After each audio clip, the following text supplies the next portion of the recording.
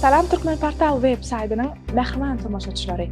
2023-nji ýyly parahatçylygyň kepili hökmünde dialogyň halkara ýyly diýip adlandyrmagy münasibetli Türkmenistanyň Daşary işler ministrliginiň Halkara gatnaşyklary institutunda geçirilýän dawaraty bizim Türkmen Portal web saytynyň döwürçilik toparlan gatnaşýar.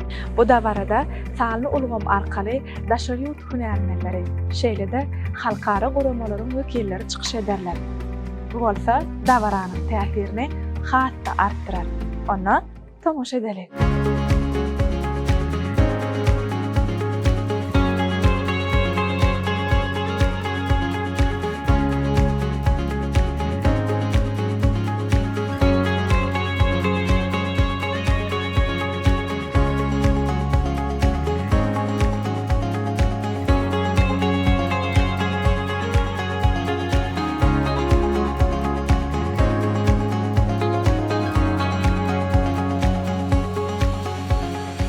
Men Türkmenistan Daşary işler ministrliginiň Halkara gatnaşyklary institutunyň Halkara hukugy deňişdirme hukugy öwrenşik kafedrasynyň muallimi Gülsenem Muhammadowa 2023-nji ýyly parahatçylygyň kepili hökmünde dialogyň halkara ýyly yglan edilmegi münasibetli uly dawara çäre geçirilipdir. Institutumyzda geçirilýän bu çäre Birleşen Milletler Guramasynyň agzalaryndan wekiller we institutumyzyň professor, muallimleri, talipleri, mundan başga-da bilşimiz ýaly institutumyzda 6 san ogry boýunça magistratura hereket etýär.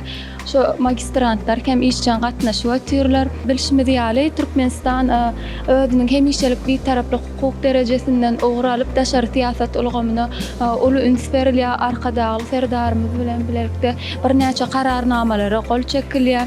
Biz hem mundan beýlek şular ýaly çärelere işçän gatnaşmakda, ýurdumyzda alınıp barilýän daşary siýasat ulgamyny mundan beýlekde ötürmekde ýadawsyz işlejekdigimizi anlandyrasyň gelýär. Şu hemde şu fursatdan peýdalanyp ähli watandaşlarymyzy, gahrman arkadagymyzy, hormatly prezidentimizi ýöretek Türkmenistan konstitusiýon kanunynyň kabul edilmegi bilen gutlaýan we 2023-nji ýylyň parahatçylygyň kepili hökmünde dialogyň halkara ýyly yglan edilmegi bilen ähli watandaşlarymyzy, gahrman arkadagymyzy, hormatly prezidentimizi gutlaýan we gahrman arkadagymyzyň, hormatly prezidentimiziň janlary sag bolsun, tutýan tutumly işleri mundan beýlekde rowaşlyklary wetlensin.